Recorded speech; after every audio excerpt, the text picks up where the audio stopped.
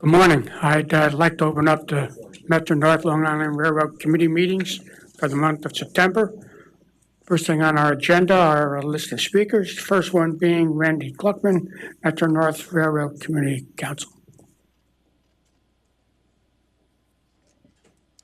Good morning. I'm Randy Glucksman, Chair of the Metro North Railroad Commuter Council and the Permanent Citizens Advisory Committee to the MTA. I plan to speak to you this morning to thank you for implementing the Secaucus-Rockland bus plan that Mr. Henderson presented to you on my behalf at the July 20th meeting, and I had previously discussed with Metro North staff.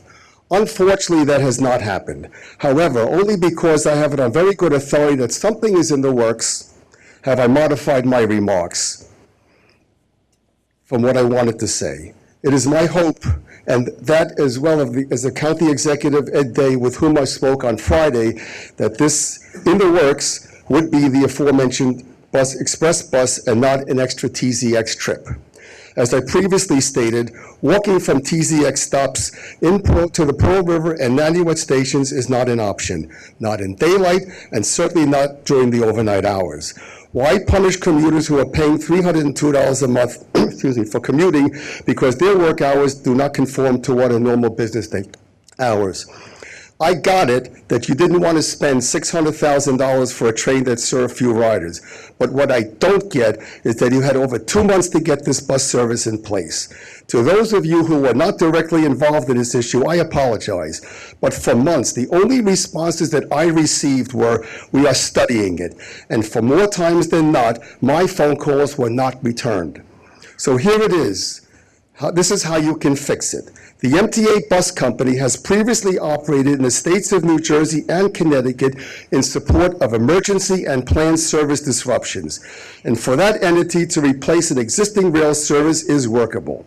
As an interim measure, MTA Bus Company should provide this service to the displaced riders and allow time for a longer-term solution to this issue. This service will only cost a portion of the money allocated for the now canceled train number 1601. Many riders begin their trip not in New York City, but in New Jersey, and to suggest that they should first travel to Manhattan is impractical, not only to me, but also to the Rockland County Executive. We both assert that our riders should not be burdened by additional transportation cost and travel time. Just this past weekend, for 2 overnights, the Long Island Railroad scheduled a bus to replace a Montauk train between Hicksville and Babylon because the train was rerouted to the South Shore. Train 1601's riders have been left without service for 1 week already.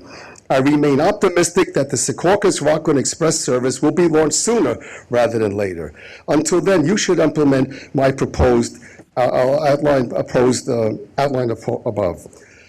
This timetable has to be reissued as of October 1st to reflect the higher fares, and it can also be modified to add the Secaucus-Rockland Express. Finally, New Jersey Transit allows its public speakers to address their board members for 5 minutes. Thank you very much. Thank you. Next speaker is Orrin Getz.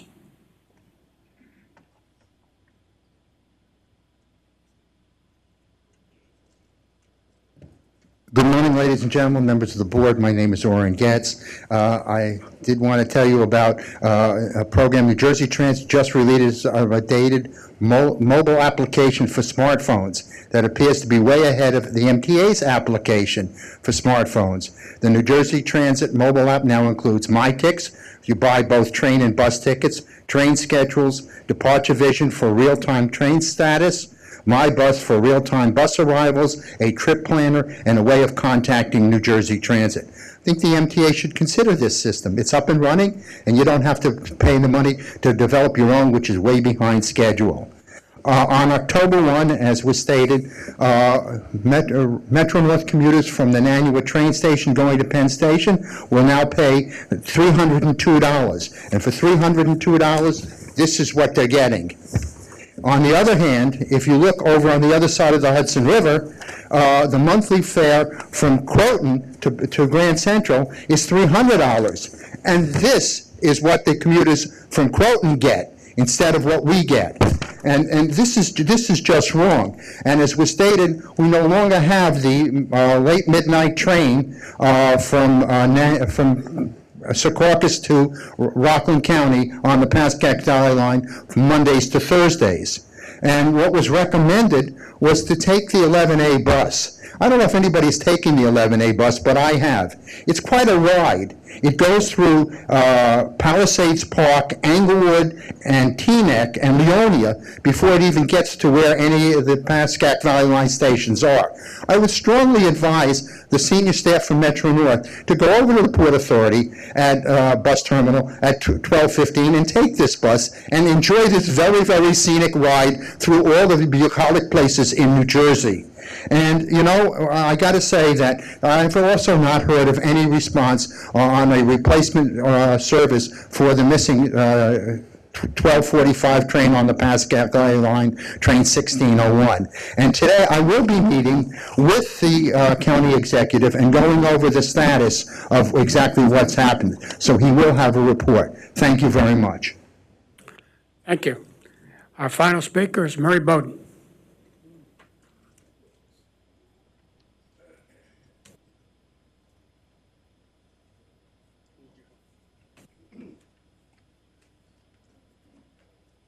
Good morning. I'm using a stick because my arm wore out from the cane. This being Jewish New Year's, I want to wish you all a very healthy New Year. I need the assistance of this young man. Come in. Over here. Over here. This is a very busy week for New York City. The UN is here. The Pope is here. And rather than thank the chief, I want to thank you, rank and file, for the job you're doing and you will be doing this week. It'll be very busy. Thank you. Could you stand over here because you're in the back of the picture? Come on. There's some little housekeeping. Joe, remember me? You promised to meet with me a long time ago. You willing to meet with me? If the rest of you don't know on the board, there is no requirement for the federal government to blow the train whistles at any station that's got a platform, high platform. If you want to warn the people on the stations, use the public address system. When you blow the horn a half a mile or a quarter mile up the road, all you're warning is the people that live up there. Remember I spoke to you about that, Joe? There's no answer. You won't answer me. Jim, you've been here for 20 years. I looked it up. You're not holding his feet to the fire.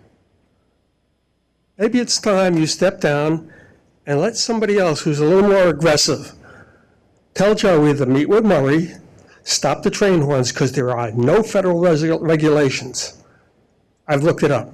I'm willing to sit down with you, Joe, across the table, but only with a representative of Chairman Prendergast to witness it, and straighten it out. You can either answer me there or here, which you won't do. But you're members of this committee. It is your responsibility, Neil, to hold his feet to the fire, and you're not doing it. So even though Jim isn't doing his job, Chuck, you remember, wake up. Sorry, guys. Susan, you're part of it too. Carl, Freddie, set up a meeting, either require him to meet with me with another representative of the chairman, or get rid of him. He's not doing his job. You're ordering the wrong railroad cars, and you can't stop him. Well, this one's pretty easy, and the people in Scarsdale are fed up with it. I'll have to be in the Botanical Gardens on the other side in the Rose Garden and hear the whistle blowing on Metro North? What are you? No, I've stopped being quiet the way I used to be. I'm not meeting with staff anymore. Joe, it's your responsibility to meet with me, and if you can't find the time to meet with me, it's your responsibility to fire him.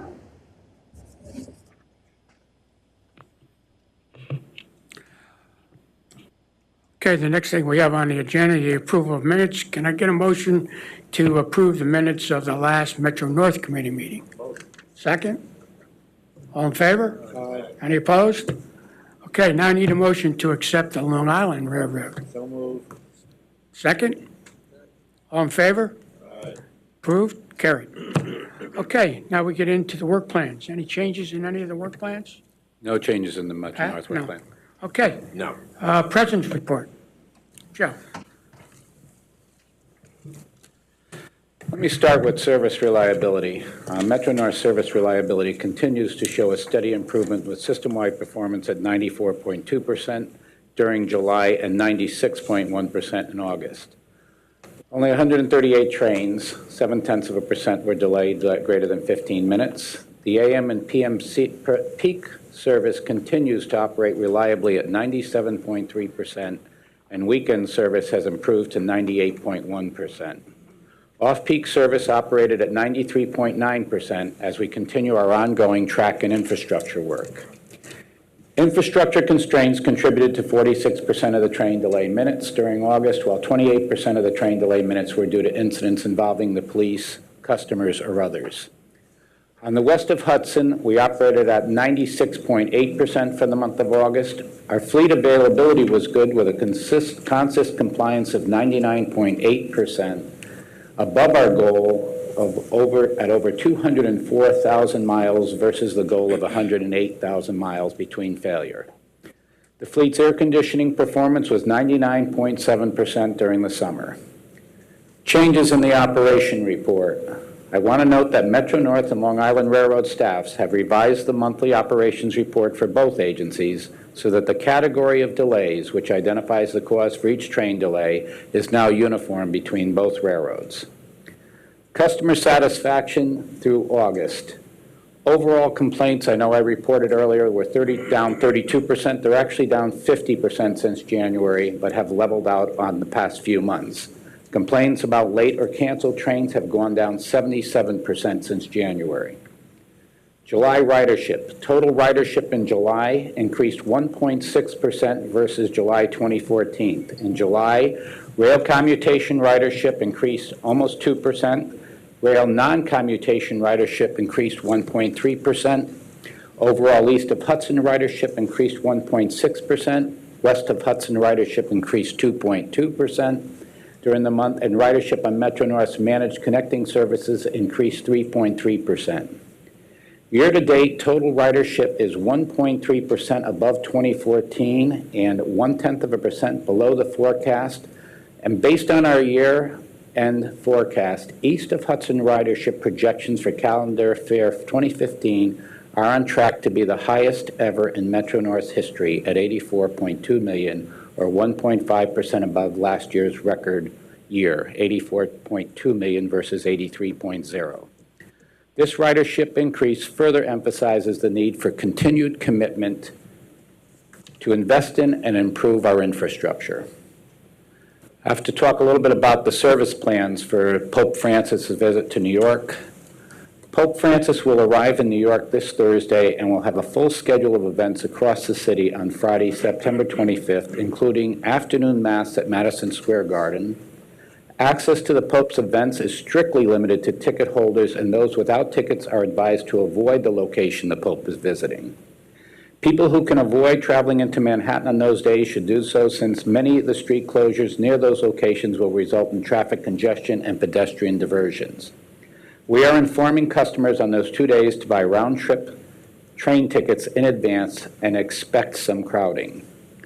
To accommodate the increase in ridership, Metro North has developed the following service plan. We will operate normal schedule on Thursday, September 24th, as ridership projections are modest and can be accommodated by the existing service. Some trains will be combined and canceled to provide crews and equipment for additional trains. As a result, on Friday, September 25th, the railroad will operate 3 special inbound trains, leaving Poughkeepsie on the Hudson Line at 10:37, leaving Southeast on the Harlem Line at 10:08, and leaving Fairfield Metro on the New Haven at 11 o'clock. On both days, a limited number of additional trains and crews will be stationed at Grand Central Terminal, as well as strategic outlying locations to be dispatched as necessary to provide additional capacity.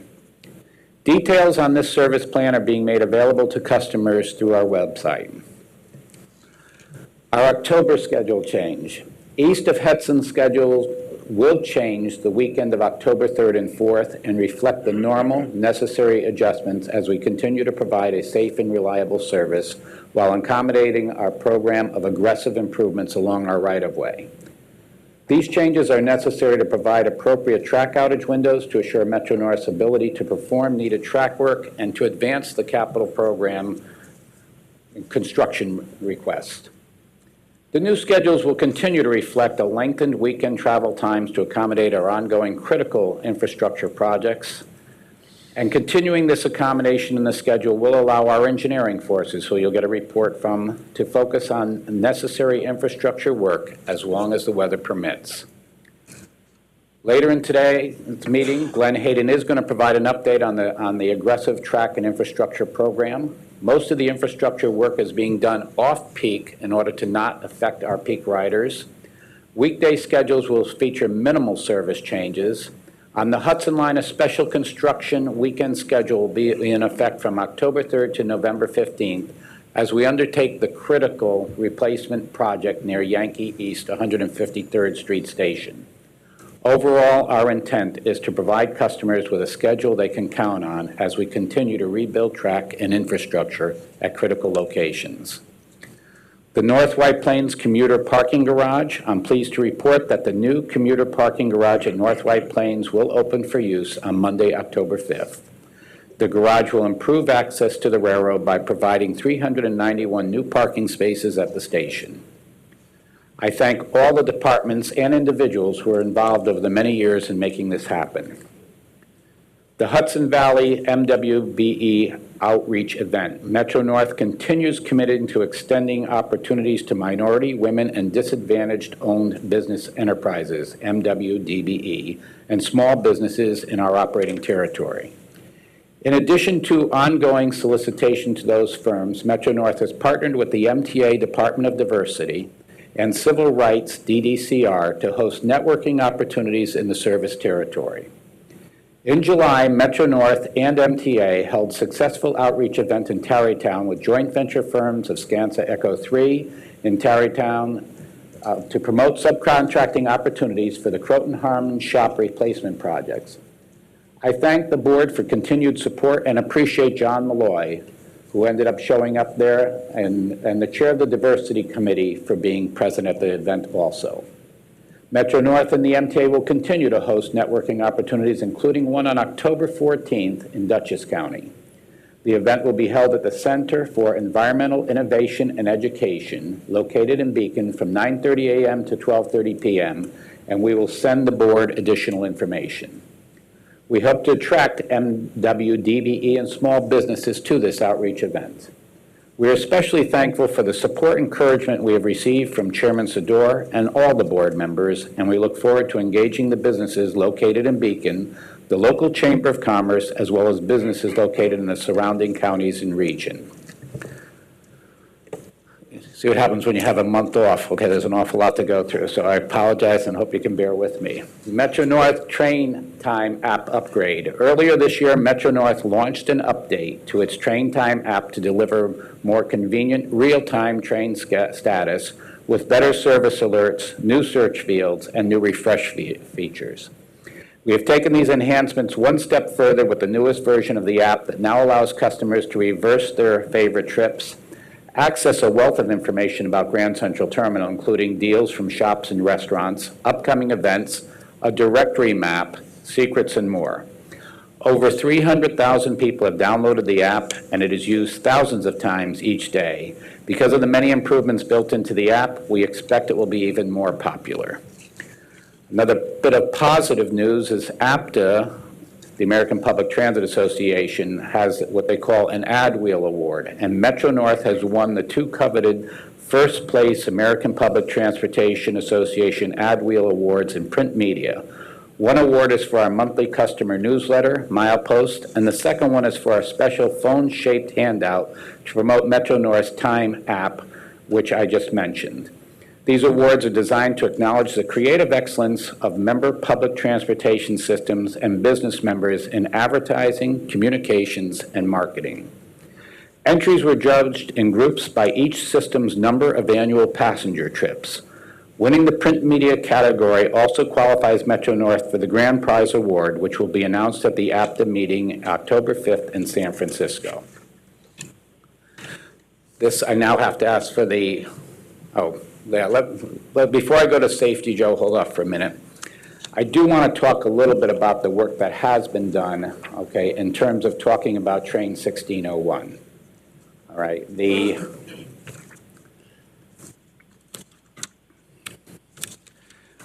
we've taken the time to go and give out as much information as we could to the public on what was happening on this train. I came to the board to let you know that we did find out, and I did get a call from New Jersey Transit stating that they were going to eliminate this train. We had had a lot of conversation with New Jersey, and I do want to thank Board Member Susan for the fact that she even had reached out as well to talk about the fact that we have been asking and asking for midday service. So if this train was going to be eliminated, was there a possibility that they could advance the schedule on getting a midday service going for us? And they did. The other end is that we sat down and talked with them about changing the schedules so that the last train going would be now, which was the second to last train, would be moved back 30 minutes so that we could try to accommodate as many of those 16 passengers as possible on earlier trains. We also put out what other services were available throughout the territory, and that has gone out to all the customers as well. We did go, and we are continuing to explore and waiting for some numbers back on some available alternatives, including a Coach USA Route 11A bus from the Port Authority Bus Terminal to Spring Valley. The last bus is 12:15 a.m. from the Port Authority, arriving Pearl River 125, Nanuet 135, and Spring Valley 147. The bus stops at Spring Valley Metro North Station and travels within a block of the Nanuet Metro North Station. Closest stop to Pearl River is approximately a half mile from the Metro North Station. However, only one passenger was observed disembarking from the Pearl River Station on train 1601. The Connect via Hudson line to the Tappan Zee Express bus from Tarrytown to Spring Valley. The last bus departs at Tarrytown at 12:32, meeting the 11:47 train from Grand Central. TZX buses do not stop at Pearl River and Nanuet, so up to half of the affected PBL customers might not benefit. Second to last train, 1647, now operates 30 minutes later to accommodate some of the 1601 passengers. Train departure from Hoboken at 11:13 a.m., Penn Station, New York at 11:06, arriving in Spring Valley at 12:23. So when we looked at what other options we could put out there, all right, we looked at a dedicated shuttle is not recommended due to the availability of alternatives. So we've gone with what was our best option at that time, okay? If a decision were made to run such a service, it would be better to connect it to the Port Jervis line in Suffern. In that case, the customers would take the 12:40 a.m. Port Jervis line departure from Hoboken. The bus would transport customers directly to Spring Valley, Nanuet, and Pearl River stations. Can I grab your sheet for a second? I apologize.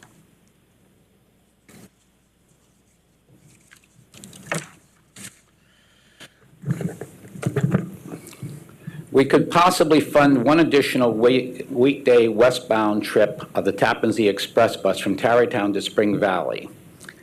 The advantage would be that it would be easy to implement. The funding could be cross-honoring processes that are already in place. The disadvantage is that the TZX buses do not stop at Pearl River and Nanuet.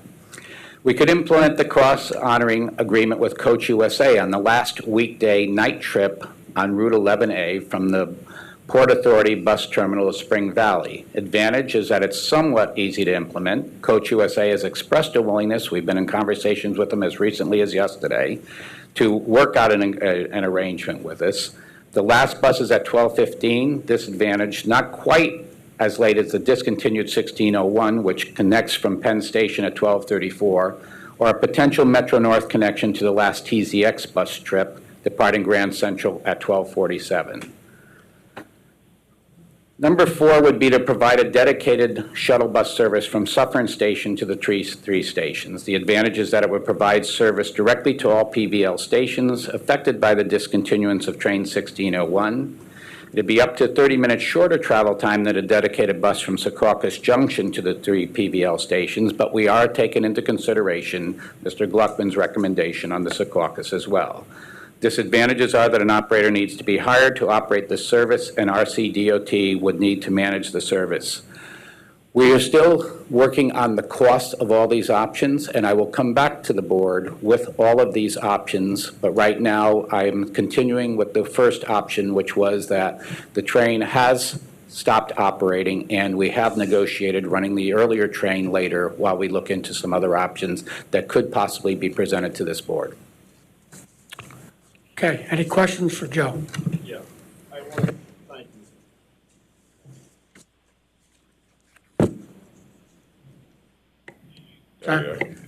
I want to thank the chairman, Mr. Giletti, for going through all the options that we've been looking at for this issue. We got really blindsided by New Jersey Transit here with pulling this train, and everybody is looking to try to help out with this thing to make something work. So at this point, rather than go further into what you had just said, I think you put everything right out there and let everybody know what we're doing. And hopefully this will come to a good end. Thank you. Chuck? I have 2 questions. You indicated that one person was seen alighting, I think it was at Spring Valley. How often were the observations made? We did several, including right up to the last week, to make sure that the numbers that we were getting were accurate, and they still came in at less than 20. 16 was on average the number that we were getting on that train. Number 2, can the Tappan Zee buses be asked to stop at Pearl River and Nanuet? I'm going to turn to Mike Schiffer. Mike, was that on the table? What we looked at, actually, in terms of the travel pattern, rather than the Tappan Zee, the 11A bus actually does stop proximate to all of those stations. Tappan Zee will help, because customers come from various locations throughout Rockland. The Tappan Zee may lend itself to some of the 16, whereas the 11A may lend itself to some of the others of the 16. And I might add that the travel time on the 11A is actually virtually the same from Midtown Manhattan as was the travel time on the previous train with the connection at Secaucus. What I'm trying to ascertain is that one of the negatives that was recited to the Tappan Zee was that it does not stop at these 2 stops. My question was, is there any reason why it cannot, if we wanted it to? We'll look into that, and we'll talk to Rockland County about potential routing changes and see what the potential constraints would be. What is best is up to you. But it seems to me if you're going to say that a negative of one plan is that it can't stop somewhere, you've got to answer the question, why not? Right. Mr. Chair, can I at least respond? I want you to know that those are part of an ongoing conversation. That's why we can't give you that answer, and that's why there's a TBD that's in there as well. We are discussing it. I have no question, but this is another example of why we need regional planning and regional administration. I have a couple of different things to say.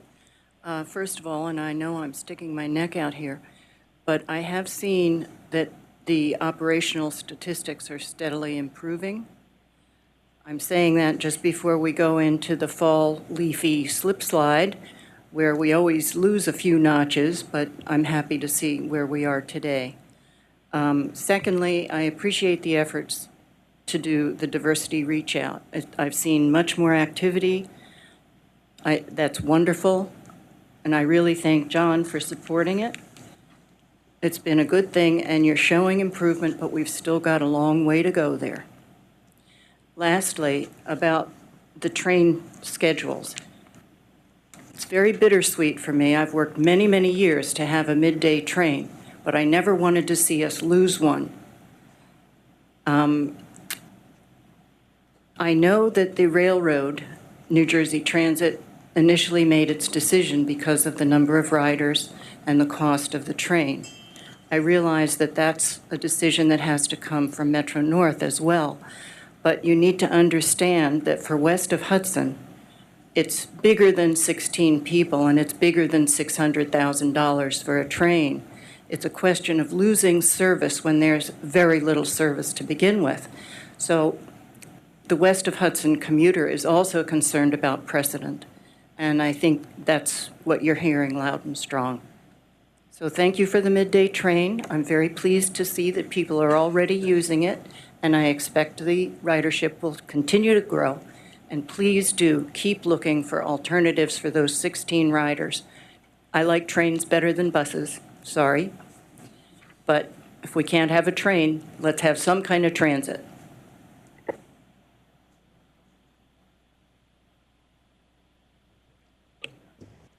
Any other questions for Joe?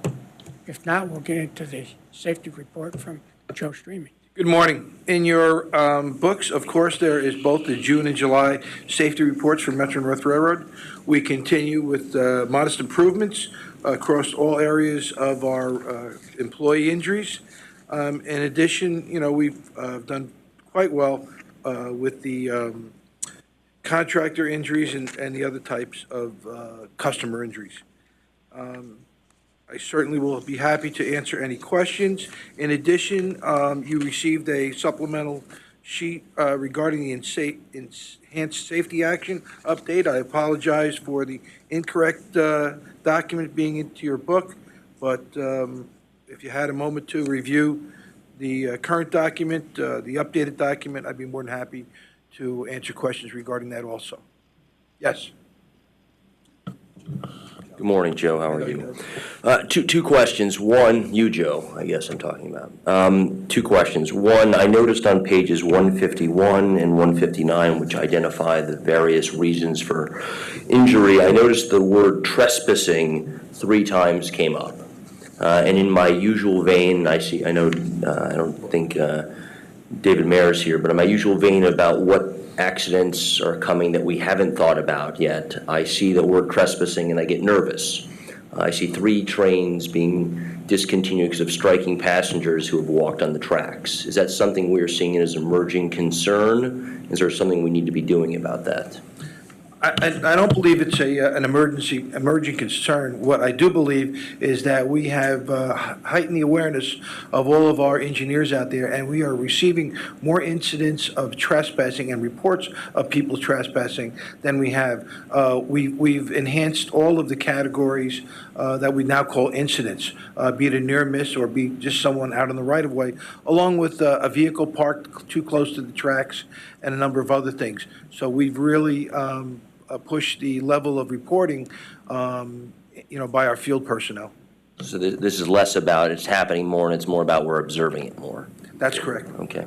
I will respond that it's not an easy subject to talk about, okay, because, to say that there hasn't been an increase, I'll tell you that the cycle in terms of where we're seeing trespass that results in fatality, and that's the nicest way that I can put it right now, has caused us to be not only more diligent, but even when we challenge the incoming engineering students and everything else, one of the programs that they'd like to do is another educational awareness. So it has turned into where our engineers are being, and our crews are being much more diligent in what's out there because there have been fatalities associated with this. So to try and put it in perspective, it used to be that there was seasonal issues. The seasonal issues have gone well beyond seasonal issues. And I don't want to go and say that there is per se an increase, but to turn around and not acknowledge that for our riders, even within the last 2 months, there have been incidents on every one of the lines associated with trespasser incidents. And I'm deliberately choosing words here right now.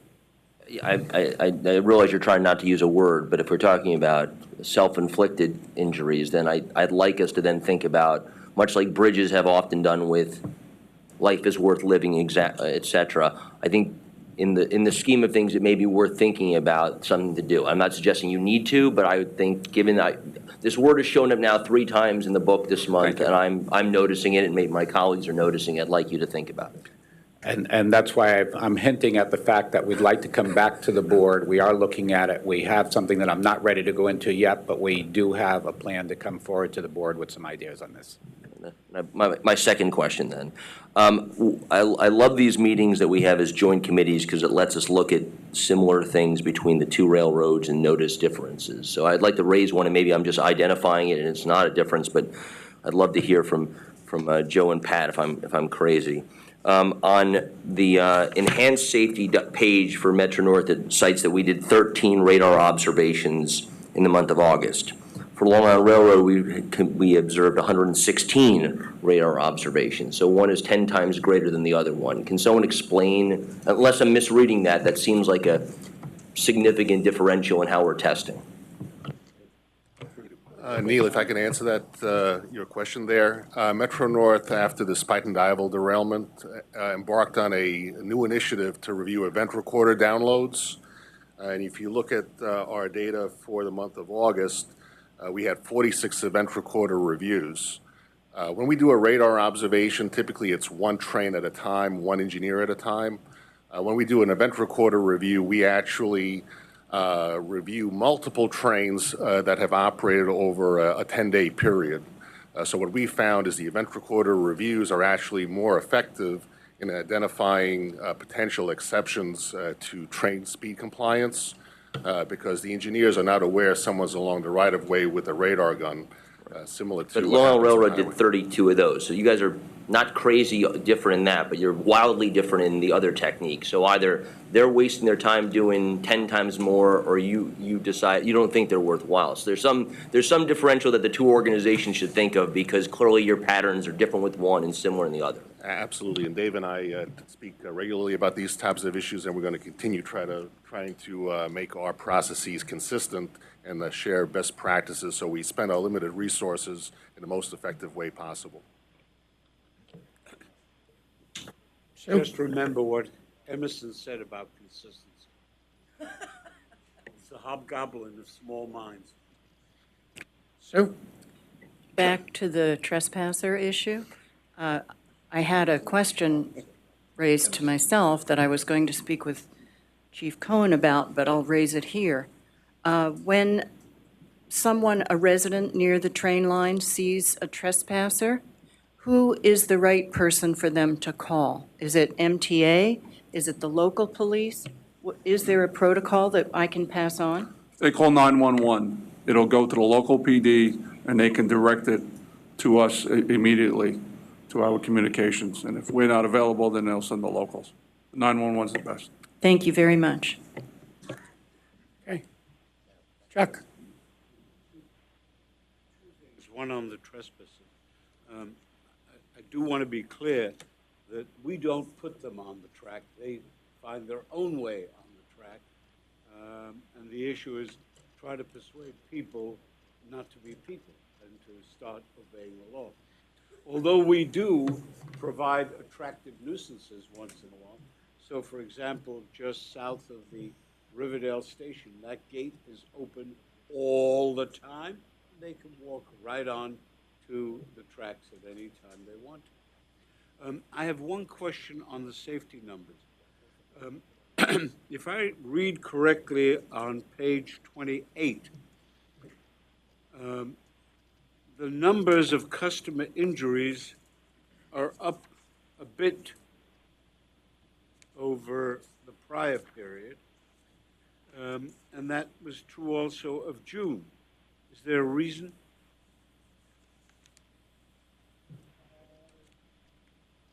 Yes, sir. The customer injuries largely reflect the reporting, as I indicated with incidents. We're doing a much, much better job with reporting customer injuries. In addition, the total number of customer injuries is affected by the February 3rd incident in Valhalla. So that number there, I believe, was 47. I have a problem with that. Let me explain to you. Maybe I'm dead wrong. Not the first time. Each year, there is an event, unfortunately. Whether it be Valhalla, whether it be snow, whether it be ice, there's an event that affects the numbers. but when they start to move up, pretty significant, the fact that you report them more accurately doesn't diminish the fact that they're there. And the question I have for you is, what are we doing to see if we can minimize them? Joe, I'll take it. You know, I want to respond on this because, yes, even though there are incidents, Valhalla was an incident that truly changed numbers. So to turn around and say that, you know, that is an anomaly. The other end of it is that I've also reported that our ridership is reaching the highest numbers ever. So even based on using a percentage of the riders on any look at what would happen, numbers will go up. Now, that doesn't relieve us of the obligation, and we are constantly measuring everything from whether or not we need to try new door measures in terms of what's going on our doors, whether or not it's a slip, trip, and fall on the platform. So we go over all of these to determine whether or not we're seeing patterns that we can look at. So I'm not trying to minimize the impact that has happened, but I'm saying to you, what we're constantly looking for with all these reports is what are the patterns, what are we seeing, and what can we go to change? And that's the meetings that we're having right now. Joe, I know of no one more conscious of safety than you and Tom Prendergast. Nobody. The point I'm trying to make really is we need to figure out where there are patterns and try and anticipate. Let me give you an example. The furthest thing from your mind in the weather of the past few weeks has been snow and ice. Oh, no, it's there. In fact, some people might actually look forward to it. My point, however, is this is the time to take a good hard look at the stairs and at the platforms and at the approaches to see what it is we can do to minimize that potential. I know you're doing that, but I just want to stimulate those who work with you to recognize that this is the time to do that kind of stuff, especially on Long Island Railroad, where you've got an awful lot of outdoor station platforms. Any more questions for Joe? Good segue to get to Pat.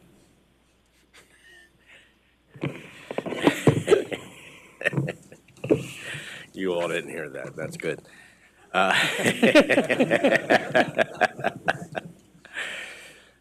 Good morning. A couple of things I want to report on today. First, a couple positive events. We held, it's been 2 months since our last meeting, we held 2 large press events in August.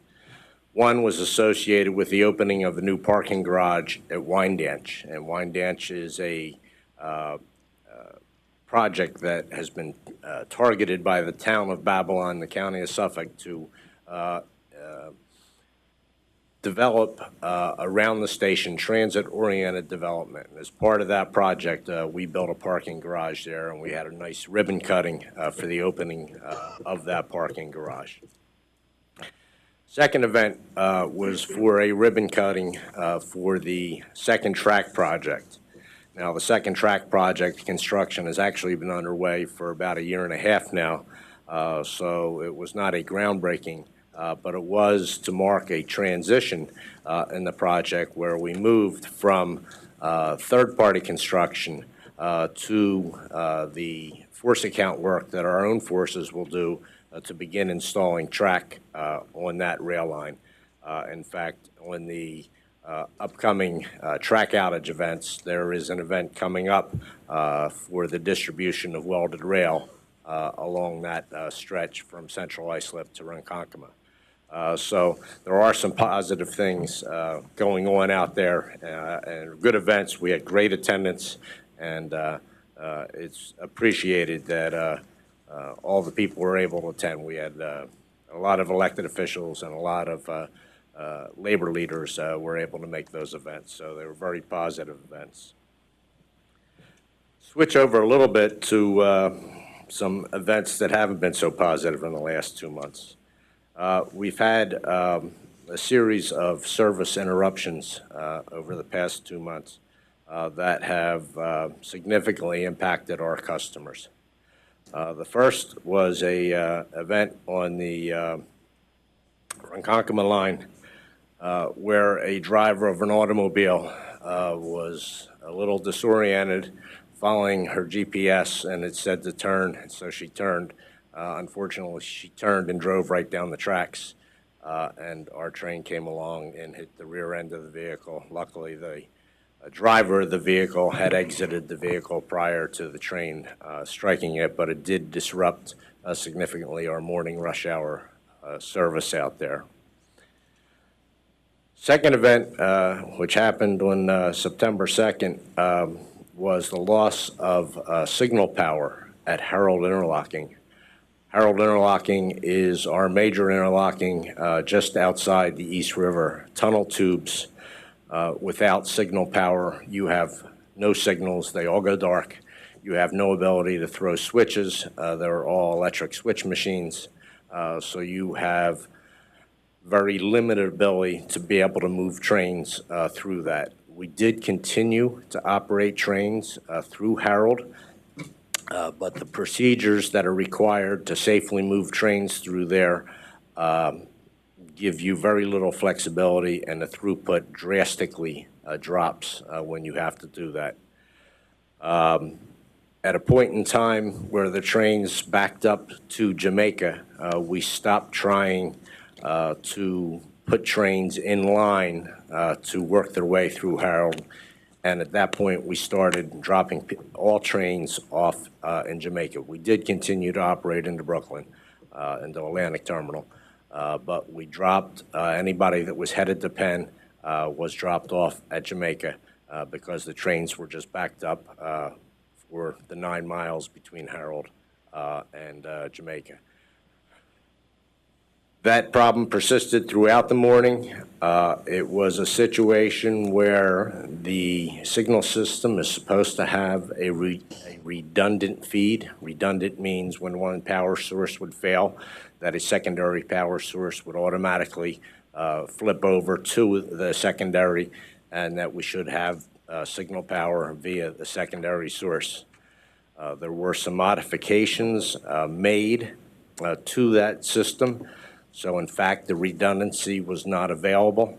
That also hindered the investigation and the time it took to resolve it, because we thought 2 completely independent power systems had failed when in fact there was only 1 circuit in place at the time and only 1 circuit that failed at the time. So that prolonged our investigation and resolution of the problem down there. Third incident I want to mention is a derailment of a New York and Atlantic freight train. This happened just last week. This happened on our main line between Hicksville and Mineola in an area that I'm sure you're aware we're very constrained. It has long been an area that's been talked about for expansion of our main line through that area. It is a very difficult area. In fact, during the morning rush hour for an hour and a half, we only operate on one direction through that territory. In the evening for about 45 minutes, we only operate in one direction through there because that's the only way we have the capacity to move our trains. When the freight train derailed, which happened about 1 o'clock in the afternoon last week, we immediately went to a system of operating on the other track because the one track was fouled by the 2 rail cars that derailed. And we went to work trying to, evaluated what we needed to do and haul materials and crews and equipment there to both do the re-railing and to repair the damage that was done by the derailment. Very difficult area to do work in. We had to try and continue operation on the other track. That limits the amount of work that you can do because you constantly have trains going by. When a train goes by, you have to stop work. It really complicates things. We did work throughout the night, that night, trying to remove the derailed rail cars. We did, in fact, remove one of them. It was a rail car full of trash that had flipped over on its side. We were able to empty all the trash out of that rail car and drag it up an embankment into an adjoining property owner's property, his backyard, and we got one out of the way that way. The other one proved to be more of a challenge to get out of the way. The track underneath it was completely destroyed. It was immediately adjacent to the one track we had to operate, and we had to lift it up into the air to get it in a position where we actually could then go underneath it and repair the track that was destroyed underneath of it. That was a very tricky operation. We were very careful not to have that car tip over and block the other track. Picking up a full trash car is not an easy operation, particularly when you have to stop and start and stop and start. Therefore, the re-railing ran through the next day. We did it, in fact, for a 3-hour period the next day, completely shut down trains in both directions because we just needed some access time to be able to get in there. And then we worked through the following night as well, trying to get it re-railed and get it out of there and get track repairs done. So difficult situation. It is the investigation of the cause is still evolving. The cars obviously rocked off. That means they bounce back and forth a little bit, and the weight gets thrown too much to one side or another. The wheels lift up and over it goes. As to why that happened, we don't know yet, and that's part of where the investigation is focusing going forward. Two more things to mention. One is our web ticket program.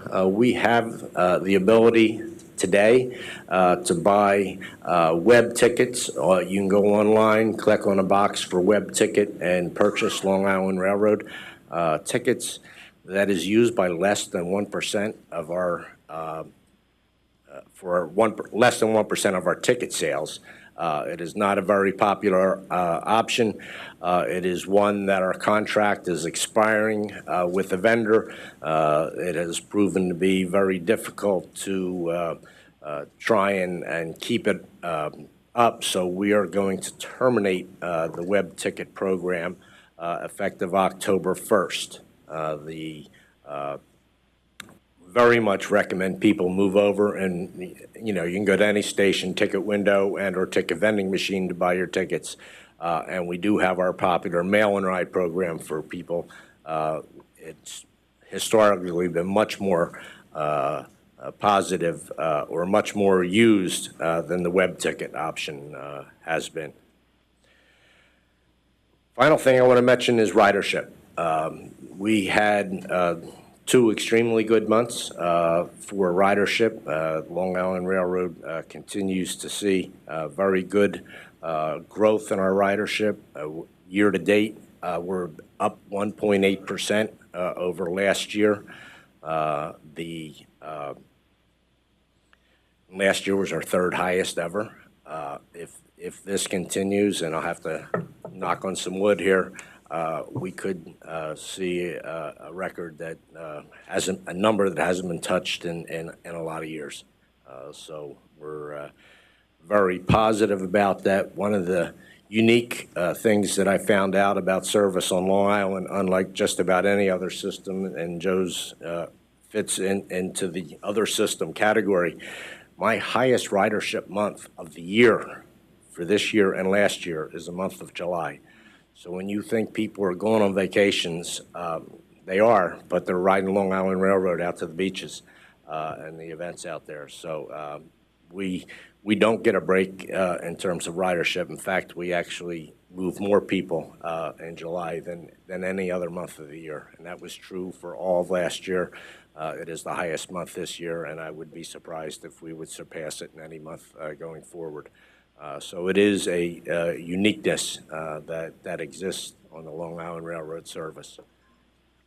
So, and with that, I'll go to Lori for the safety report. Questions first? Chuck? First, I want to apologize. I was remiss. The three people who pay the most attention to safety. Let me ask you a question about these freight train derailments. Joe's had them, you've had them. The freight operations are not conducted by any MTA entity, is that correct? Yeah, once upon a time, the Long Island Railroad had its own freight department and ran its own freight business. What you've seen when, Conrail went under back or was formed back in the 70s after the other freight businesses went out of business. And one of the industries that has grown tremendously since that time is what are called short line operators. These are small businesses that can do a very cost-effective model and can retain freight service on branches that you really don't move a lot of freight volume, but you have shippers there who need goods and services moved that way. And Long Island Railroad made a decision 20 years ago to transition the business to a short line. We held a competitive procurement that went through the whole board process and all that type of stuff. Hired a company called New York and Atlantic Railroad. They are a subsidiary of a larger owner of a number of short lines throughout the country. They have done a good job in terms of increasing the freight service far above levels that Long Island was able to achieve when Long Island ran the business. Now the follow-up. Who inspects their equipment to make sure it's up to date, that it's properly maintained? Yeah, they like we, come under the auspices of the Federal Railroad Administration. We do not inspect. Even though it rides on our lines. Correct. And who paid or will pay for the derailment that occurred with the freight train? Well, that'll very much be dependent on what the final clause comes up and the contract and how it covers what the clause is, so it's premature to. Here's my bottom line. You had it with CSX, and you've had it here. It seems to me that the time may be here to start taking a look at three issues with respect to the freight traffic. One, to the extent it travels on MTA, whether it be Long Island Railroad or Metro-North lines, that we establish some sort, over and above what the Federal Railway Administration has done, some sort of mechanism to ensure that the equipment is properly maintained when it travels on our lines, because it discommodes our passengers. Number two, when they have an accident. Number two, it seems to me we ought not to get into whose fault and the rest of it. If it's one of your trains that's a freight train and it derails, you have the tab for picking it up, otherwise don't use my rail. It seems to me we have got to start doing some of that stuff, and I'll tell you why. Only in order to ensure that they do what they have to do to maintain their equipment in a safe and appropriate manner. Why is that wrong? I'm sorry, you said three things, so I didn't know if you wanted to go to your third thing or not. And both of you, how many of these how many freight train incidents have there been on each of your lines in the last 12 months, 24 months? Yeah, off the top of my head, I obviously don't know that number. I will say that, you can look at the safety statistics that we're reporting to you this month, and you will see 2015 year-to-date, our employee injuries are down, our customer injuries are down, but you're going to find our rail incidents have gone up. So we are very much concerned about that, and freight is part of that. It's not just them, but that's been a part of our rise. I understand. We can give you those numbers. Off the top of my head, I don't know the number.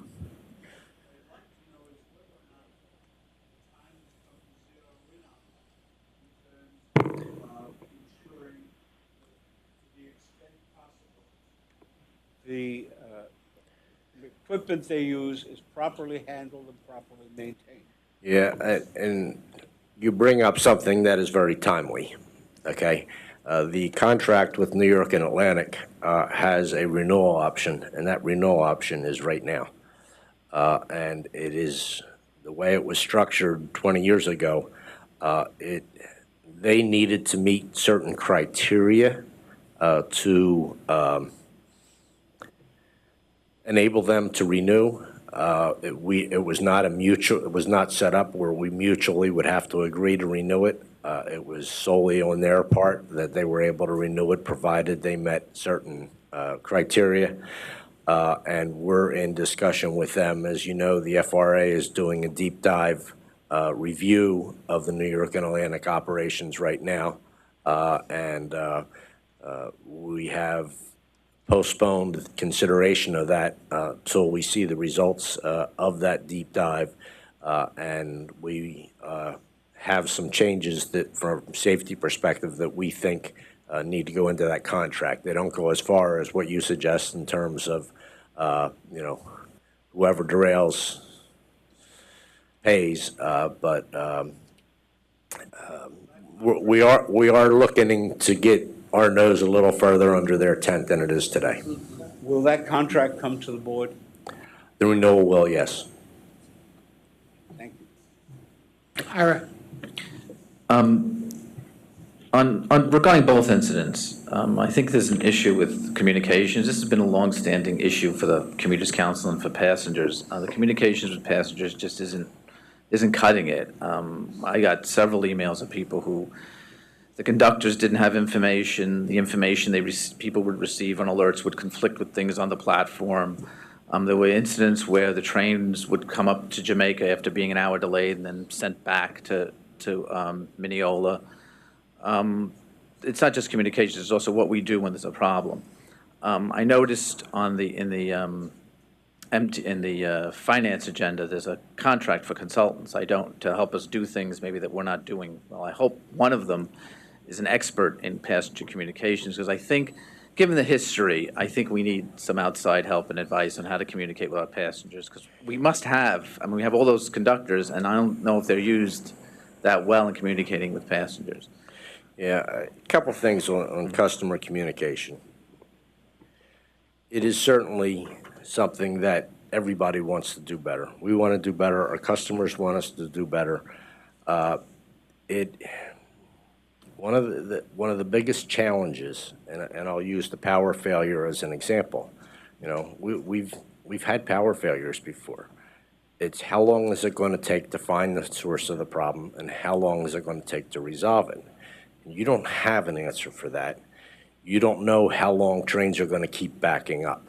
So you're trying to do it with the anticipation that at some point in time you're going to get back to normal. In this incident, it didn't happen. As I said, we kept running trains through Jamaica with the expectation that we would get the power back.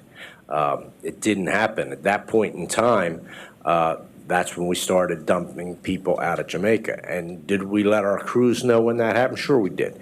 But we couldn't foresee that at 9 o'clock we're going to start doing it this way or anything like that, because you're always hopeful that you're going to get the problem fixed. No. So part of the problem is what most people want to know is, when am I going to get the pen? That's the question. Or excuse me, or should I even get on the train? There's people who are leaving. Well, now you're talking station communication. Let me go to station communication. Well, no, but even the alerts on the phones and that type, and also station communication. Okay. There are station communications. The alerts we put out, and they're the best real-time information we have. But, a lot of people look at them, but there's some people who do not. So that's a challenge. So the communication on board the train is certainly, one, what do we tell the crews to tell them? And that's the challenge. And part of that challenge is, our dispatch office, our 204 office, is it's probably the worst condition of any one I've ever seen at any commuter railroad in the country. Okay? We do not have what Joe has in terms of our dispatchers are able to see the whole railroad up on a board and know where trains are and make decisions because they can see the big picture. Our guys operate in the blind. Makes the challenge that much more difficult for them in terms of trying to make good decisions and then let people know what those decisions are. For people that are on platforms, we do need to do some things differently. And one of the challenges that we have is we put in place a number of years ago, which is very, very good, is an automated system that works off of GPS and tells people based on train positioning, when the next train's going to arrive. When things go haywire, that system works very well when trains run normal or close to normal. It does not work very well when things go go bad. After the derailment last week, I gave very clear direction to everybody to turn the damn thing off and that start doing it the old-fashioned way, and that is real people make real announcements based on what they know. The automated system it can't convey the correct information. It just can't. It gets that much more confusing to people out on the platforms. I was in Mineola during the derailment after I had been to the site and was trying to go into Jamaica, and 5 trains went by. None of them were announced as coming. 2 of them didn't stop that were supposed to stop. We need to do things a little bit differently, and we're going to get more hands-on with that system and do more things with our own people that we have as opposed to relying. And that's the problem sometimes with these systems. You come very much dependent and you rely on them, and you don't even realize that when things are bad that they're confusing people more than they're helping people. Thank you. I have one more thing, not about communications, and I want to thank you and especially the crews that cleaned up the mess the freight railroads left. It was fairly significant, and to even keep service running and to do what you did is I thank you, and I also want to put my thanks out there because we had a lot of people that worked real hard to deal with that issue, and But the Harold incident has pained me more than anything because we've spent so much money over the years for what we would hope would be a very reliable system, especially at that location. And at one point I even said when something failed in Jamaica, we got to make sure we have our redundancies in place for certain spots in the system that we need them. And clearly here, something happened that in terms of the incident, just a couple things to clarify for you. The circuits in that area run from Harold to Woodside. The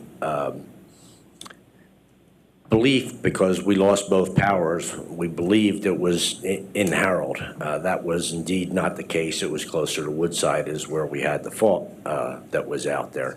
And that's part of, like I say, when you lose 2 systems and you think they're operating in a certain way and they're not. In terms of the renewal of Harold, that's still a work in progress. There are some areas out there that are brand new. Michael, as part of his project, has been slowly but surely transitioning us, but it's not a finished project at this point in time. So we have brand new stuff and we have old stuff, and they're tied together in numerous locations and work as a system. I mean, that's fine. It's just, maybe a historical perspective would be good, I don't know, but at one point Harold was renewed. This was a couple of decades ago, and a new tower was built. Now that tower is not used, everything's hooked centrally. So the impression I would get, and some passengers would get, is that all these signal cables were replaced at that time. Apparently, that's not the case. Oh, well, again, no. Oh, go ahead. John? I was just to react from what you said, Pat, I was just curious. You said 5 trains passed you by? Five trains came through Mineola. 2 passed by, 3 stopped. The 3 that stopped, well, I got on the last one, but the first 2 I couldn't get on. Well, but I'm curious, when you have these types of problems, is there an old-fashioned way of communication that we might dust off and It's use? sort of like we do. You push a button and you're talking to it.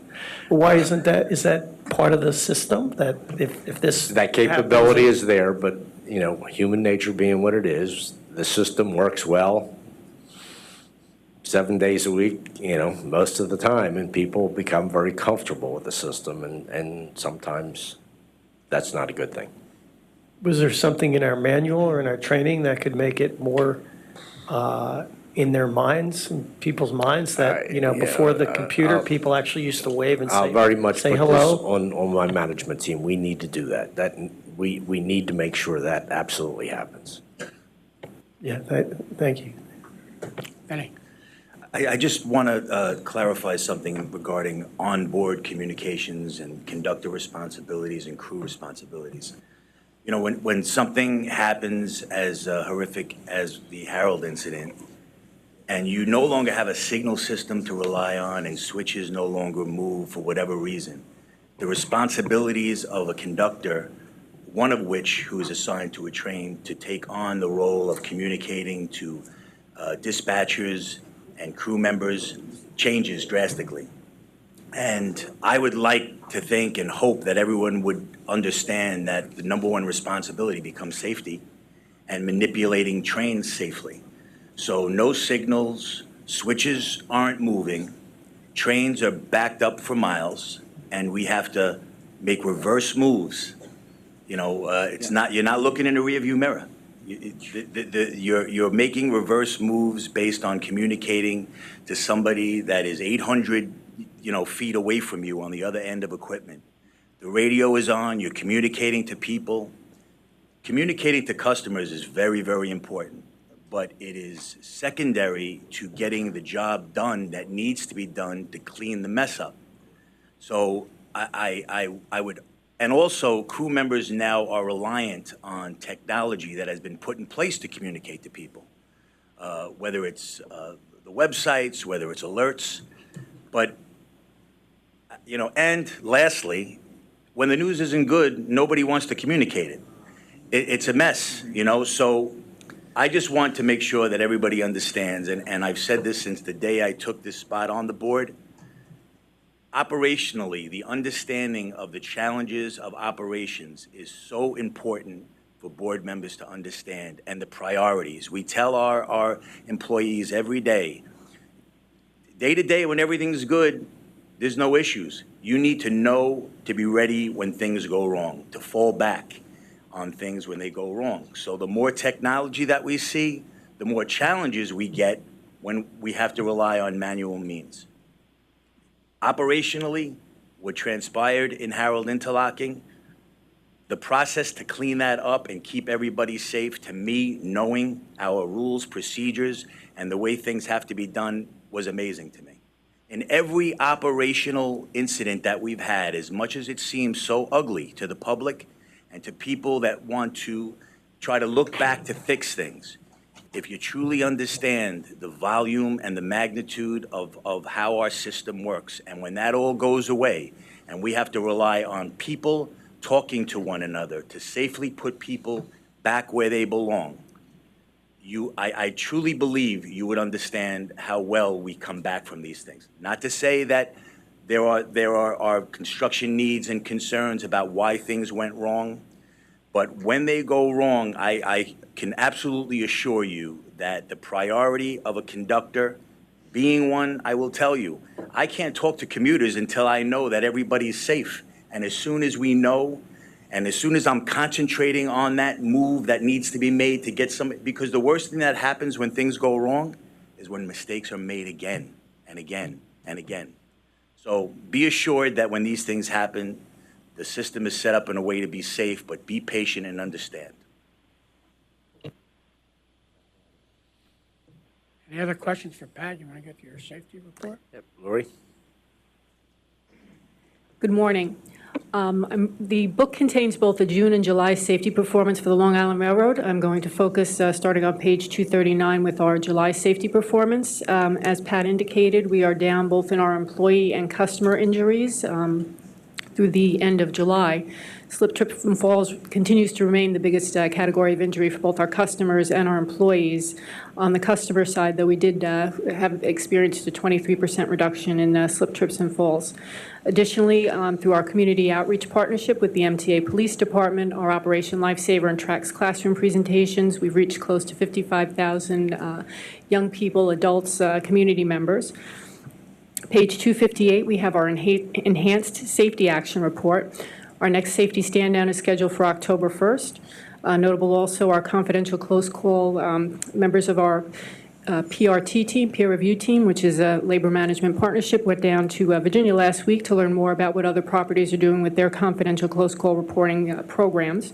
And we are on track for our next level of expansion on September 29th. We also have our speed compliance efforts. In August, our engineers were all in compliance according to our radar and event recorder checks. PTC continues to move forward, as well as our camera initiative with 4D Security Solutions. I'd be happy to answer any questions that you may have.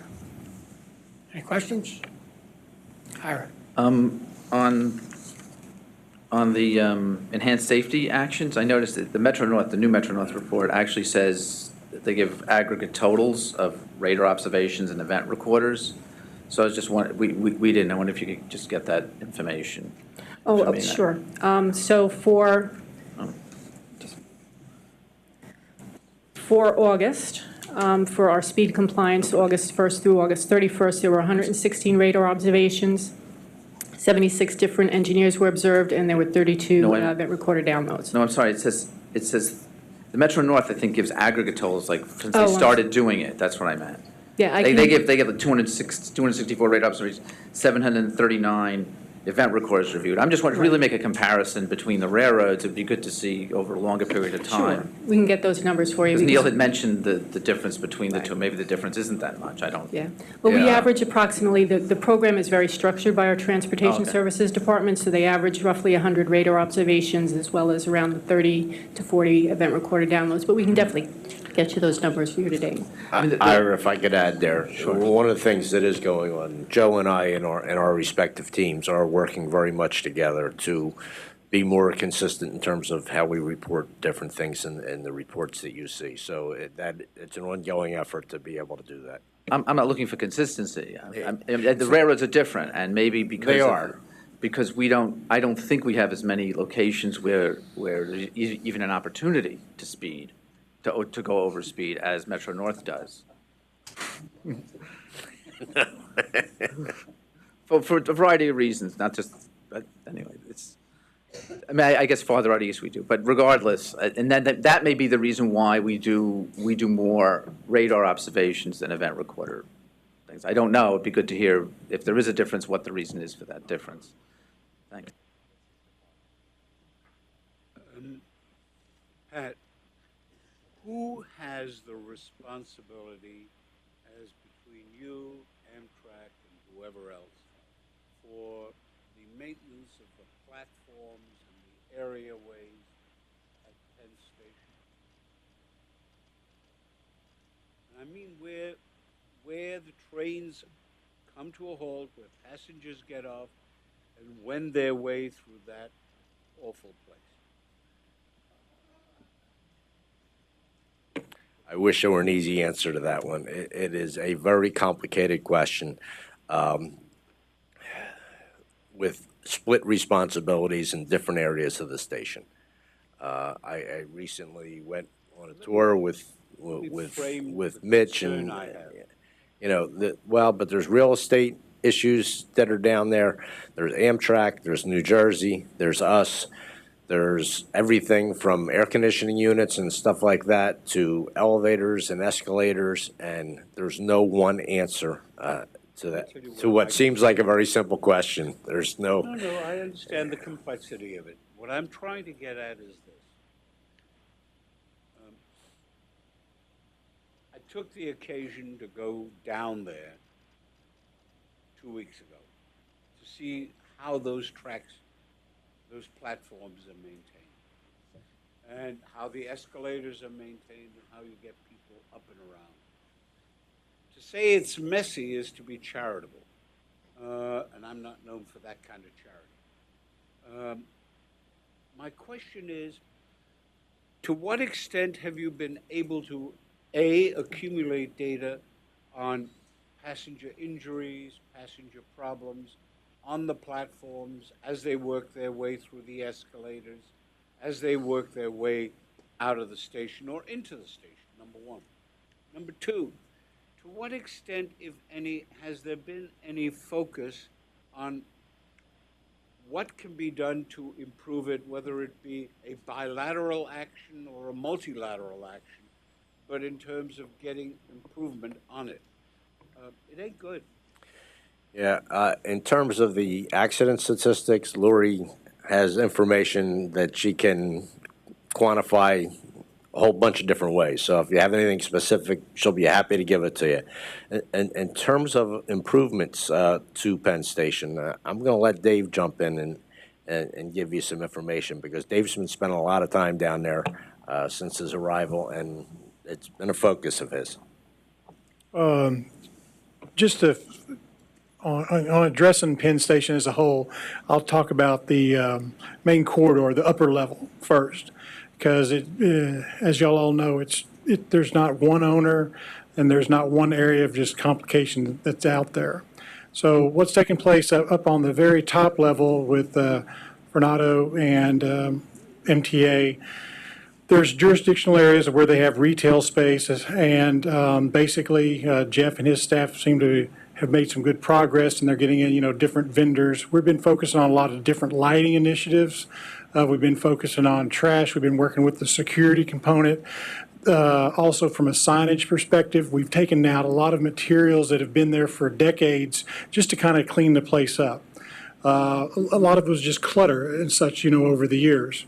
Now, how do you go about addressing that work? Well, it's I have to talk with Amtrak or Long Island Railroad or Fernando.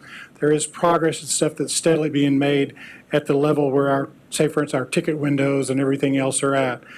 We do have some monies and stuff that's targeted for Penn Station and the upcoming capital program that'll be looking at some improvements and stuff, to put in there. It's also very important to understand is that with it being multiple owners, there's long-range plans, so we don't want to drop a bunch of money into certain areas, and all of a sudden, 2 or 3 years later, it's all ripped out and destroyed because somebody went in a different direction. So that is very, very critical. Now let's go down to the platform level. The platform level, where we're at on that right there, I've done several walkthroughs and stuff with staff, with Amtrak, with other folks, and we're in the process of looking at some different lighting. We're looking at what we can do to, clean the place up from surfaces of stations, as far as flooring. What can we do around the poles and everything else on tracks 19 and 20, if you walk down there around the main one where it's really wide and stuff, if you look up, you're going to see several different lighting configurations, stuff that are down there. That's stuff that we've started doing, implementing, just to kind of test, to kind of get a flavor of what's taking place. Also with just the overall age, it's kind of a matter of what is the most effective thing that we can do when we started working on this project and program, because of the competing efforts with all the other track outages that we have. With West Side Yard under construction, with East Side access and everything else, one of the things we're looking at is it's what tracks can I take out to support certain programs and stuff, over the weekends. So we have a lot of competing interests on the railroad proper. Again, going through Herald, then also on West Side Yard, that makes it a little bit more complicated. But I would say from the other thing that we're looking at is also from a stairs and elevator and escalator perspective. Looking at some of the previous projects, there's some talk and discussions about maybe ripping out some of the existing stairs, because structurally, they're starting to fatigue and work themselves loose in some places. That's correct, that's correct. But anytime that you touch, yes, sir, yes, sir. So our communications with Amtrak with that is very, very, critical at this stage. But it seems like when we're at the lower levels, we probably have a more one-on-one type relationship with Amtrak and ourselves. New Jersey, when it gets upstairs, that's where it gets really, really complex. And also short-term and long-term, the development and what they're talking at street level and how they want to do lighting and such, and opening things up makes it very complex. So we're basically taking a step back and said, platform level is one area, the above ground is a whole nother project. So I hope that helps. Chuck, if I can, a couple things that I've challenged people to do. One, there's 21 tracks through there, through Penn Station. Tracks 17 through 21 are used exclusively by the Long Island Railroad. 13 to 16 are shared with both New Jersey Transit and Amtrak. Anything lower than 13 we do not use, okay, is sort of the setup. The facility as a whole is owned by Amtrak. There are areas that are designated for our maintenance. 33rd Street corridor is our maintenance, and Dave described there's an issue there with real estate and all. The Hilton corridor, which is parallel to the 33rd Street corridor, but runs to the south side of it. New Jersey Transit recently received some funding to make some improvements to the Hilton corridor. The Hilton corridor is by far the worst facility that's down there. You're familiar with the Moynihan project and the construction that's associated with that and what's going on there. We're going to see more and more as that goes on, changes to Penn. Couple things I want to do is one, Dave mentioned lighting. I am a big believer that most of the lighting down there is what's called indirect. If you've been to Washington, you'll see much of their subway stations are designed with indirect lighting. I think it's a waste of time. I like bright lights. If there's dirt, I want people to see it, including the cleaning crews, so we can get after it and clean it up. To me, it's a safety environment as well. I want things well lit, and I want things bright. There are simple things we can do. We can paint. We can do, whether it's the platform surface or the walls or the ceiling or whatever, we can get in there and paint. We're working with Amtrak and trying to figure out exactly how we do that, whose crews do that. No Long Island Railroad crews that I'm aware of do very much work in there in that regard. It's pretty much either done by Amtrak or done by third parties. So it's a cooperative thing. We have to work with them and their unions and all that other type of stuff. It's high on my target list. I know it's high on Mitch's target list. He personally took me down there. Chuck, welcome to our world, Chuck. No, I was there before you, and I'm doing penance. I was the commissioner of buildings that put this thing in place. So it's your fault. So it's your fault. Absolutely. Oh, okay. If I was still, I'd condemn the damn place. That would be nice. I have to tell you what the problem is that I'm facing. A, I understand fully that you and your colleagues are doing everything you possibly can to get that place, at least that portion of it which you have responsibility for, up to snuff. B, I understand that you suffer by comparison with with Grand Central Station, which is a gem. Nobody has ever said that about Penn Station, nor will they ever say it. C, my concern is the following.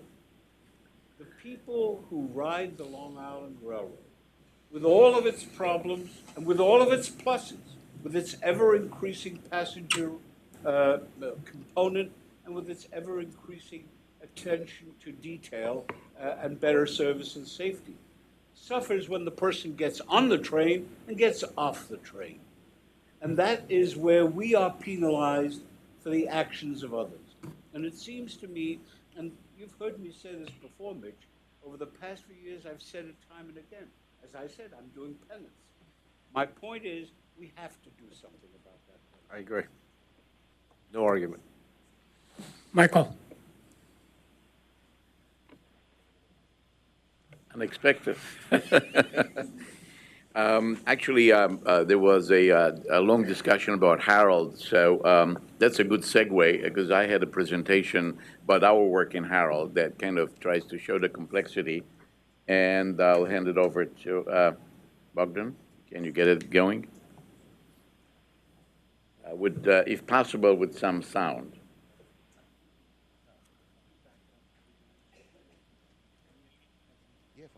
That's not good. While you do that, let me do something else, okay? So it's always a challenge to get the, why don't you work on it? Stop that so I can finish something else. Let me just report on the work in Manhattan, and then we'll move to Harold. We have right now a number of contracts in Manhattan, and they actually start with 005, 6, and 7 is the next one.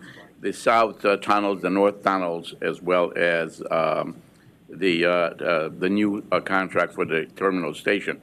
The south tunnels are on schedule, and we expect to get it done by the end of this year. The north tunnels, the work is ongoing.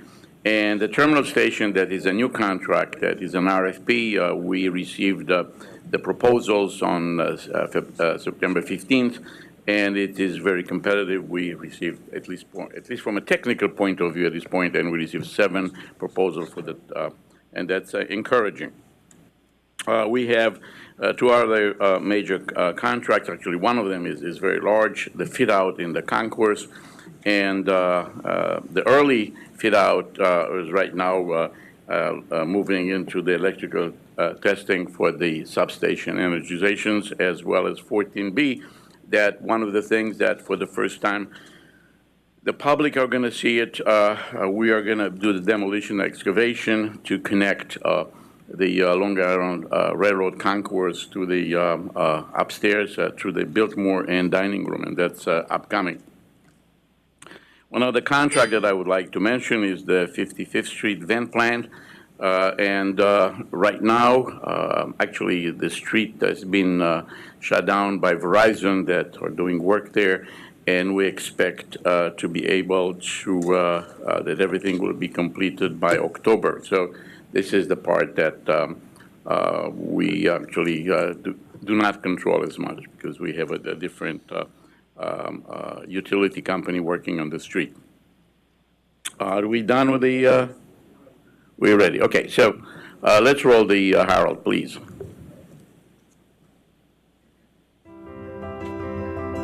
We're here today in Queens, New York to take you on a tour of the MTA Capital Construction East Side Access Project and Harold Interlocking. We're going to show you some of the daily challenges we face as we work to build one of the largest transit projects in the country.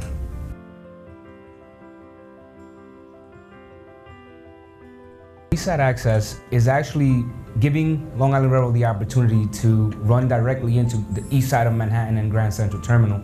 It's huge for those people that live in Long Island and actually work on the east side of Manhattan. It cuts their commute by more than 45 minutes.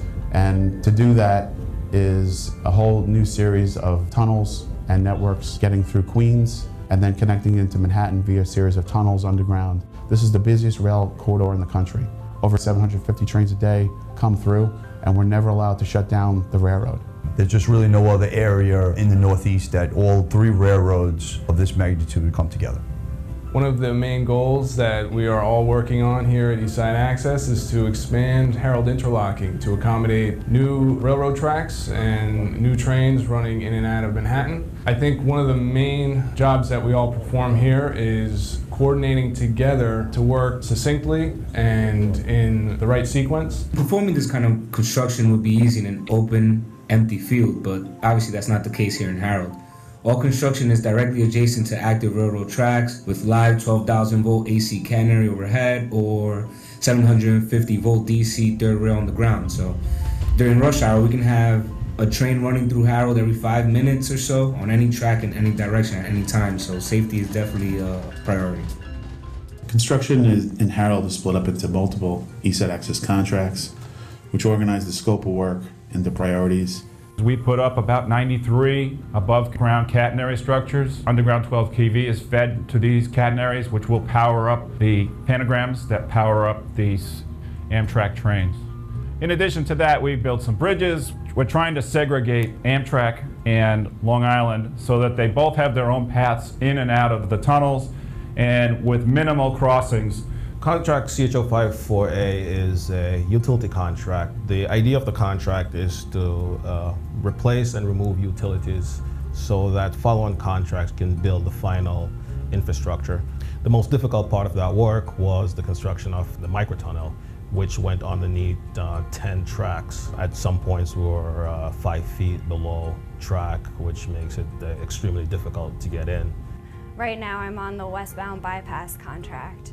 The main part of this contract is going to be building a 620-foot jack shield tunnel underneath 2 of the mainline Amtrak tracks. And the purpose of the westbound bypass is to create kind of a reroute through the Herald interlocking, and so the trains don't have to slow down as they're going through. So ultimately this will end up saving time for commuters. In the next year, we're looking to see a lot of progress with the westbound bypass. We're looking to wrap up this 12 kV relocation that's been a challenge for us for the longest time.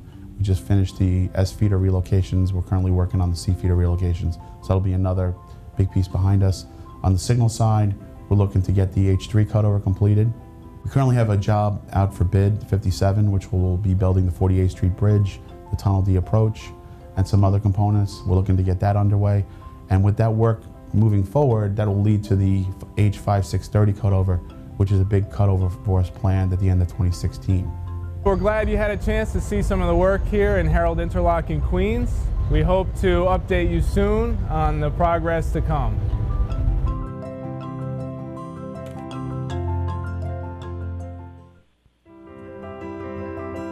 We're here today in Queens, New York to take you on a tour of the MTA Capital Construction Eastside Access Project and Herald Interlocking. We're going to show you some of the daily... Thank you.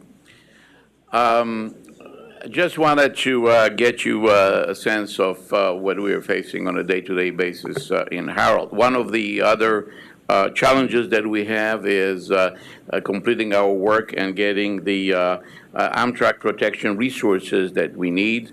And unfortunately, during the summer, we had limited Amtrak protection, and you will hear more about it at CPOC. So a lot of the work that we were hoping to advance during the summer didn't quite happen the way we wanted to. With that, I completed my presentation for Eastside Access. Any questions? Chief. Good morning. Year-to-date, we're down 14%. That's 26% on the Long Island Railroad side and 6% on the Metro North side. We're down in every category with the exception of stolen vehicles, where we're up slightly. The Pope was mentioned earlier. He's coming in on Thursday evening, leaving Saturday morning. The main impact for us will be Friday. He's scheduled to give a mass at Madison Square Garden starting at around 6. Ticketed people can begin arriving around 2 o'clock for the mass. We expect the mass to start realistically around 6:30, go till 8:30, 9 o'clock. Then he will leave, and then the members who were there can then flow out. We've been working with the Secret Service and the NYPD since the beginning of the year. We will have MTA PD members at the multi-agency command center at One Police Plaza. And for Friday's event, we will have a separate command post at Amtrak with Amtrak PD, NYPD, ourselves, Secret Service, and anybody else, fire department, anybody else who needs to be represented there will be there. We do expect it to be a little busy, but we fully expect it to run smoothly. Just as a reminder, the Pope leaves on Saturday, but the UN General Assembly is also beginning, so through next week, traffic should be pretty congested. If there's any questions. Any questions? John. Thank you. Chief, the last couple meetings I've asked you maybe to explain what we're doing to combat the perceived increase in homelessness, particularly around Grand Central. I wonder if you give me an update on that. And also, I noticed that there are 0 panhandling arrests for the calendar year to date. And I thought maybe you could comment on that, since I witnessed quite a few aggressive panhandlers over the last few months especially. As mentioned last time, there's a Penn Station Steering Committee to address the homeless that's been in effect for about 3 or 4 years, and there's a Grand Central Terminal Steering Committee as well. Just to give you an example, for July, 183 distinct individuals were identified for Grand Central. Out of that, 35 of those are considered chronic, that they're in and around Grand Central all the time. Each one of these individuals, if not on a daily but a weekly basis, is approached by either a member of the MTA PD, the BRC, or a member of the Metro North staff. And they are asked, do they want services? Do they need medical aid? Do they need housing, food, etc.? Out of the 183 for the month of July, and these individuals are contacted numerous times. Only 9 individuals accepted any type of placement or any kind of services. On the Penn Station side, since obviously we talk about Penn Station, multi-agencies, the NYPD, MTA PD, Amtrak, the BRC, and members of the MTA staff. We go through that, and we do a count on a daily basis. Once a week, we will go through all 3 levels, plus the street level, and we will attempt to identify individuals. On the 17th of this month, 61 individuals were counted. The majority of those were upstairs on the surface, and the rest was spread out between Amtrak and the Long Island Railroad level. Out of that, each one of those was asked if they want services, etc. Not one individual accepted services. And we do this constantly. We've been doing this for years. That transpires. What's the next step? Out of the 61 that were counted, not one of those was outstretched. If they're up and they're walking around and they're mobile and they're not evidencing harm to themselves or others, unfortunately, we can document it, and then we move on. And what if they are outstretched or lying? If they're outstretched, we can get them up. We can possibly issue them a summons. We can run them for a warrant check, etc. But mainly what we want to do is get them services. Because yes, there is panhandling, and if it's aggressive panhandling, we will make an arrest.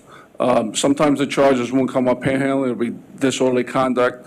We did take an individual from Grand Central last month, and we called Child Protective Services. She was panhandling with a child. We did remove the child, and we arrested her. Unfortunately, the child was returned within about 48 hours, and we haven't seen her, but I'm certain she'll be back. So we are taking an aggressive stance within the confines of our legal restrictions. We're working hand in hand with Metro North and the Long Island Railroad, as well as MTA HQ. And what about NYPD? NYPD will come in on the subway level, on the street level, and they are part of both initiatives, at Grand Central and at Penn Station. We work hand in hand with the NYPD at 125th Street. There was a number of news articles around 125th Street. Our area, along with Metro North, has done a lot of cleanup up there. They put a lot of resources. We're continuing to put resources. We normally have 2 officers there 24/7. Most of the time now, we're putting 4 officers up there, and they're patrolling downstairs as well as upstairs on the platform. All right, I guess to be continued. Thank you. You're welcome. Any more questions? Thank you. Joe, you have an action item. Yeah, one action item, I apologize. As we do every year at this time, we are seeking the MTA Board approval to accept $300,000 in Congestion Mitigation Air Quality CMAQ grant from New York State Department of Transportation to support connecting services over the next year through a variety of operational and marketing activities. So moved. Second. Second, please. All in favor? Aye. Any opposed? Carried. Okay, we have other information items. Under the joint information items and the 2016 preliminary operating budget, Metro North and Long Island Railroad's preliminary budgets were presented at the July MTA Board meeting and are available on the MTA website. This item will appear on the committee's agenda for this month and next to provide an opportunity for public comment. Under Metro North information items, the 2015 mid-year forecast, financial information for revenues and expenses by month is provided in the agenda book as information. Please note that the June and July financial reports in the agenda book also report against the mid-year forecast. In terms of the Metro North Diversity and EEO report, I will be giving that report in committee this afternoon, so I'm not going to go into any of the points here unless somebody needs me to go into them at this point. And I will have a brief track quarterly update. This is the time to get it, but Glenn, you're going to have to be brief on this. I'll be quick. We've been putting in ties and rail recently, 15,000 ties, 7.7 miles of rail thus far. All the figures I'm giving you are through the end of August. We've surfaced almost 87 miles of track and done 940 welds. Our switch renewal has been really aggressive this year. We've been working at CPs 3, 232, and as President Giletti said, we're going to have a schedule change which will allow us to go into CP 6 early this fall. We've put in almost 3,000 ties in foul ballast spots, which we vacuum out with our vacuums. You'll notice a progress bar chart that shows how we're doing throughout the year. Automated inspections, we're on track to complete as many as we did last year. We've also lined up next year to get the TTCI track loading vehicle to come back one more time. They're going to retire it, but we've managed to talk them into keeping it going until we get our own track geometry car out there. Structures work, we've done a number of overhead bridges on the lower New Haven side, bridge decks all over the place. Devon Bridge in the state of Connecticut, we've completed steel repairs on track 3. We've just about done the deck except for the movable portion. We're starting to put rail back on. That will be done by the end of October, early November, at which time we will take down the temporary Devon transfer so we can reroute our Waterbury trains back to their normal routing. Railroad crossings, we've done 10 thus far this year. We have one more to do. My thanks to Joe Strini for coordinating, so we got Roaring Brook Road, which was a real tough nut. And as I previously reported, we installed bridge monitoring systems on 4 bridges on the lower New Haven. We put in close to 3,000 replacement fasteners, direct fixation fasteners on the Park Avenue Viaduct. And let's see, anything else? We're doing 2 culverts on the Upper Hudson. Our station enhancement work, we've done 4 stations on the Hudson, 4 on the Harlem, and 1 west of Hudson.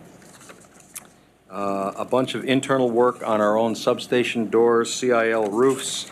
We replaced the lighting in our Beacon facility with high-efficiency LED lights.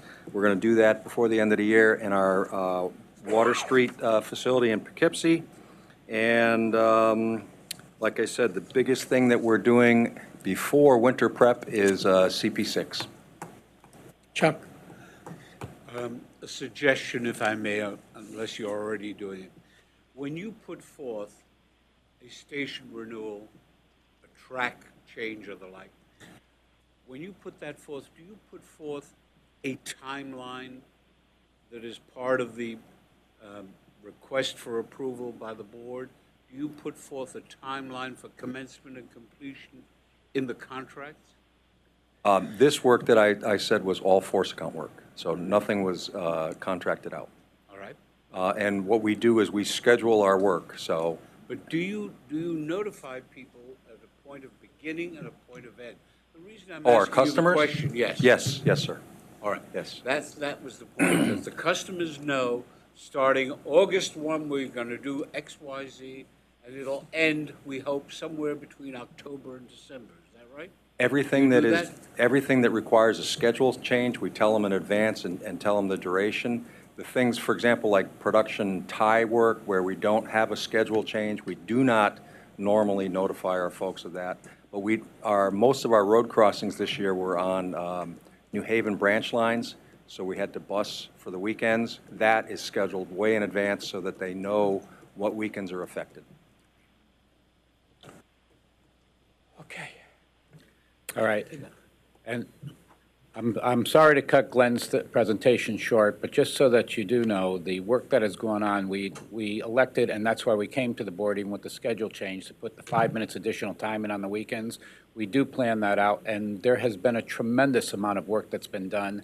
As each one of these switches are renewed, it's also put John and the operating people in a position that when we've had those service disruptions that go on, they have now alternatives. Other switches have been put into place. We've rebuilt the switches in Grand Central.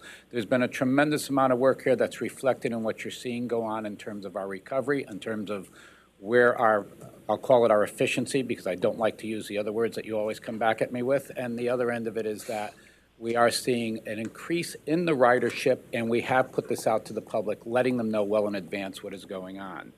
I have procurements that I need. Pat? Oh, sorry. Any information items? I'll be real quick. The financial report is in the book. Any comments, we send them to them. We'll get back to you. And the diversity report, like Joe, I'll be giving that this afternoon at the diversity committee meeting. The information is in your book. In terms of the fall track program, again, it's in the book, but I do want to point out a couple upcoming shutdowns that we have. One this weekend and one day next weekend on the Port Wash branch. We'll be busing between Great Neck and Port Washington. It's for the Colonial Road Bridge. And in October, we're going to have a shutdown on the main line. We'll be busing between Mineola and Hicksville again while we erect the new bridge at Ellison Avenue. So that's it. Metro North procurements. There are 12 procurement actions in the total amount of $22.5 million. There are 4 non-competitive procurements totaling $9.9 million, and there are 7 competitive procurements totaling $12.5 million. There's 1 ratification for $115,000. I make a motion to recommend these procurements. Can I get a second? Second. Wait, second first. Second. Okay, discussion. John? I just need to recuse from G2, please. Okay. Let me take them in no particular order. Let's do LIRR first. In the second paragraph of the statement of what you're doing, you have the sentence, "This agreement with LIRR will eliminate the need and expense of individually advertising prospective procurements and will expedite material delivery." If we get away from bidding, you'll save it altogether, so we can do this all the time. That doesn't advance the cause with respect. My point on this one is, have you, in this context, done in the LIRR case everything you can to stimulate competition in this area? This is one of those cases where we have machinery. This is the OEM. We're not really able to do that. If we can buy generic pumps, generic belts, generic motors, we do. When it's truly impossible like this, we try and do this. You mean there's nobody else who does this? They, rail equipment manufacturers build their own systems which are unique to, there are tens of these machines out there, not thousands and thousands of thousands. So the parts that they use are truly unique to this machine. If I could add, sir, I mean, when a list is generated for the OEM parts like this, what we do is my staff in the procurement works with Glenn's staff to make sure that only those items that can't be solicited outside of LIRR or others doesn't end up on the list and thus is not presented here. So that's the process that we go through anytime we represent, particularly with unique right-of-way equipment. My sole objective is I recognize that you have to weigh the reliability of the people that you award the procurements to. You have a number of other considerations. Is to do those things we can to stimulate competition so that more and more people can get in. Let me take you to Transit Chetnik, or whatever it's pronounced. What was the prior contemplation of money expenditure? Are you moving money from one approach to another here? Yeah, I'm sorry. The way this reads is when we originally went to the board, we asked for $2 million. Right. And that was basically running repair ongoing parts that are required to maintain the Transtechnik parts that are on the M8 cars. This additional funding is for those items which we've subsequently found out that we can procure through repair and return through TransTechnique. Rather than buying new parts, we're doing a repair and return process. So that's the additional funding which was not accounted for the first time. But the funding that had been contemplated elsewhere, is the credit being given over so that we do not have double dipping? Yeah, and that's where this is a little bit confusing, but in reality is now that we're much more aware of exactly what parts are going to be required to maintain the TransTechnique equipment on the M8, the sum of the original dollars plus the 2.5 is representative of what we now know to be what our needs are. So you're making accommodation for that? Yes. Good. Now the gift that keeps on giving, Bombardier. Let me ask you a question. As I understand it, they are using an MTA facility for which I don't know whether or not we're getting any economic credit for doing it, for the purpose of installing the kits. Am I correct? The Arch Street facility, any of the costs that are required to maintain are not going to be paid by Bombardier, but are going to be paid by Metro North. So the facility and any of the costs that you see represented here are just the costs that are associated with the actual physical installation of the PTC kits. The actual cost of the facility, any of those costs that would be already on the MTA are kept within Metro North. Does that factor diminish the amount that we're paying Bombardier? Does that factor diminish? In other words, they're using our facility. Correct. If they weren't, they would be... Excuse me, Board Member Merdler. Instead of our having to pay for a facility, we've worked it out with the Long Island. This is something we desperately have to put in. It's Oh, I have no question about that. Right, and so rather than them charging us for a facility, which we would ultimately have to pay for, Right. we're picking up the cost of that facility, so there's no cost, there's no overhead, there's no write-off on that. So it ends up being a much more efficient way of doing it, and it's the only way we're going to meet our deadline. And is it a way in which we make sure that we do not pay for a profit factor based on if they were using another facility? Not only, first off, the answer is yes. We go through all of that, and it's reviewed on several levels, so the answer is yes. Okay. And if I may, I have two more. With respect to waste technology, was there any kind of solicitation of other people for this? I see there were two competitively solicited proposals.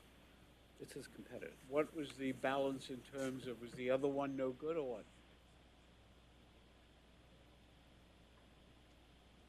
What we have here is you have two vendors that were selected. There was a complete outreach for those qualified waste haulers. Again, this is a very small group of vendors that can provide these services.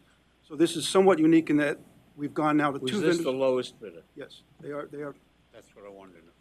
And may I just ask for the last question, which is CareWorks. Is the same true there? Is this the lowest? Yes, it is. Well, I would suggest as you put something in. Thank you.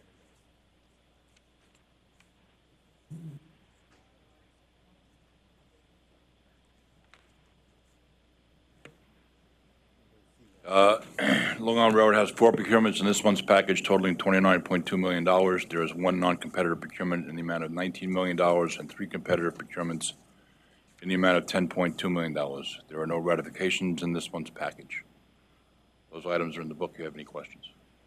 I have one question on the automotive rentals on page 143. Who's going to use these vehicles? The majority of those vehicles are used by our force account in doing the maintenance of way work along the right-of-way on our track department, signal department.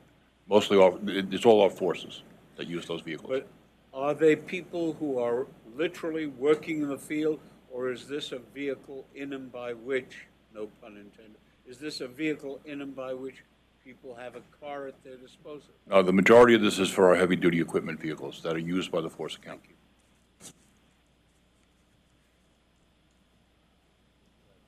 Is there a policy at the headquarters level or railroad by railroad pursuant to which the use of cars is governed?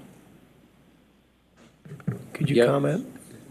The answer is yes, there is, and we've just undergone through another review where we've gone through a cost-cutting and a reduction in the total number of vehicles that are out there, and I'll come to you with a report on that in the near future.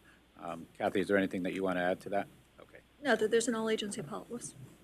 There's an all-agency policy, which we can make a copy of that available to you, and then there's an annual exercise, where we look at take-home vehicles, that sort of thing, and that's, all the agencies do that every year. You just answered my questions. Thank you. Yeah, on the contract for the equipment, for the diesel equipment, the communications equipment, it's just a comment that I understand why you have to do it, but again, it's one of these contracts is a poster child for us going forward in procurements, why we should be careful about the components on our equipment, because we're married to these people, and now we have another sole source contract, which for a component that, there must be other people out there to do it, but since I understand why we have to do it, we want to keep the reliability up. On the Arch Street shop, from reading the documents from the PTC presentation, as I understand, Long Island Railroad is going to do the same thing, and I don't know if it's with Bombardier or whoever, to install PTC equipment, but that's going to be done in a shop that's yet to be completed on West Side Yard, and that may cause some delay. Is there a plan to possibly use Arch Street for Long Island Railroad equipment if the delay goes too far? We have no plans to use Arch Street.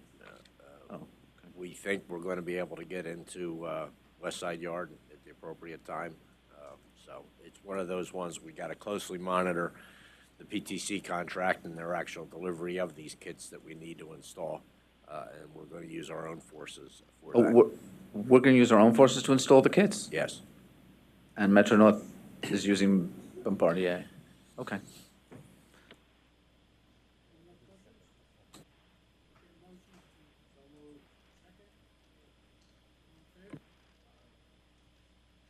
Any opposed? Carried. The monthly reports for both agencies are in the book, and they are now available. You can answer any questions you may have. Oh, okay. Capital Construction's procurement package this month consists of one item. The item's located on page 147 of the committee book. There are no non-competitive items. There is one competitive item, which is a $3.5 million modification to the East Side Access Project's House Structures Part 3A contract for additional direct costs associated with railroad interferences. This item is submitted for your consideration and vote. Any questions? Can I get a motion? So moved. Second? All in favor? Aye. Any opposed? Carried. Anything else before this committee? Motion to adjourn? Second. Second?